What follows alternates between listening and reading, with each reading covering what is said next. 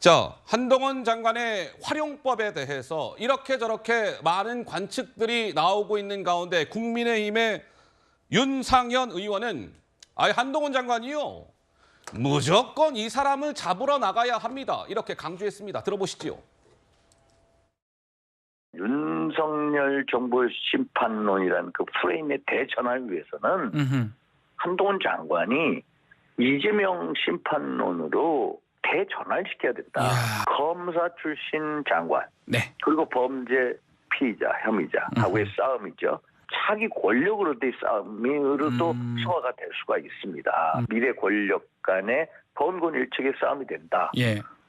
이런 식의 프레임 전환이 이루어졌을 때 우리가 내년 총선을 돌파할 수 유리할 수 있다. 그래서 총선 출마한다면은 네. 이재명 심판을 들고 내가 당신이 개항을 가든 안동을 가든 성남 가든 반드시 심판하겠다. 그런 의지를 덤벼야 우리가 돌파구를 열 수 있다. 이렇게 보고 있습니다.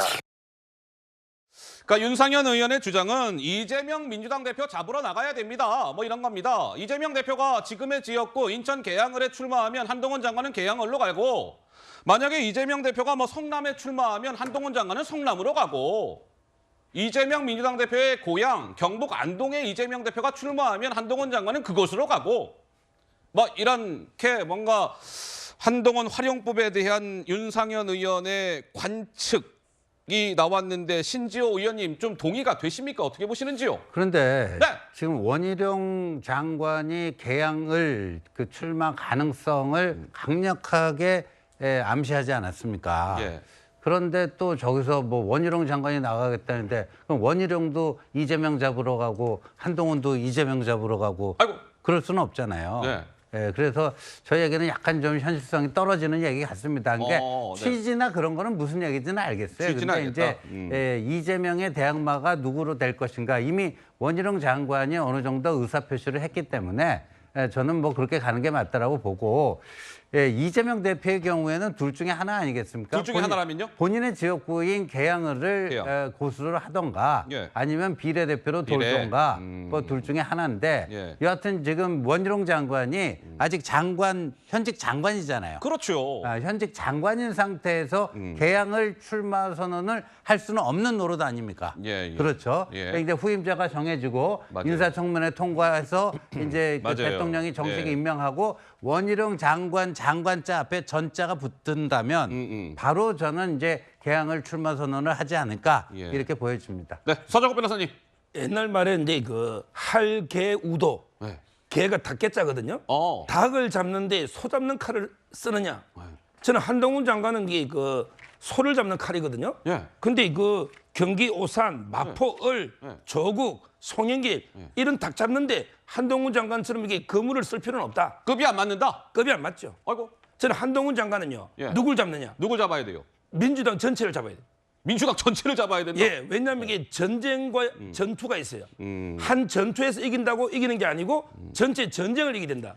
한동훈 장관은 전체 총선 전쟁을 지휘하는, 전쟁을 이기게 되는. 그렇다면 종로나 용산이나 예. 이런 데서 딱 중심을 잡아서 전체 총선 판세를 이끌어가는, 네. 이게 바로 한동훈의 역할이다. 자, 이래 봅니다. 어떻습니까? 박성민 최고 보시기에는 서정욱 변호사께서는 이 한동훈이라는 장관의 이 영향력을 봤을 때는 아이고야 무슨 정청래 정도 잡고 오산의 안민석 정도 잡고 이거는 아니다. 민주당 전체를 잡아야 한다. 이 말씀에 무슨 말씀을 주시겠습니까?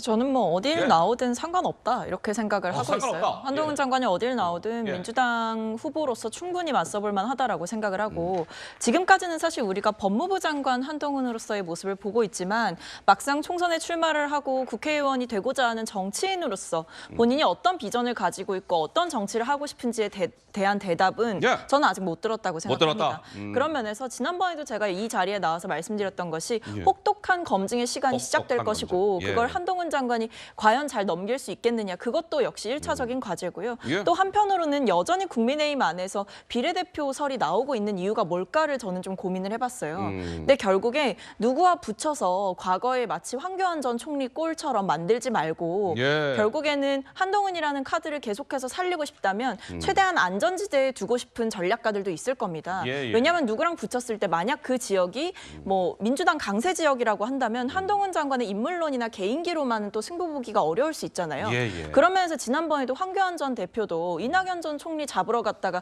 사실상 정계 은퇴처럼 돼버리지 않았습니까? 예, 예. 한동훈 장관에게 비례대표 이야기가 계속해서 따라붙는 이유는 결국 그런 위험 변수를 제거해줘야 된다. 이런 역할론에 대해서 국민의힘에서도 분명 얘기가 있을 겁니다. 알겠습니다. 뭐 국민의힘의 하태경 의원은 어제 뭐 이런 얘기까지 했더라고요. 내년 4월 총선은 다름 아닌 한동훈의 시간이다. 뭐 이런 표현까지 썼던데 글쎄요. 이 뭐 정치라는 것은 하루하루 다르게 워낙 많은 변수가 생기는 법이니까 차분하게 어떻게 진행이 되는지 지켜보도록 하겠습니다.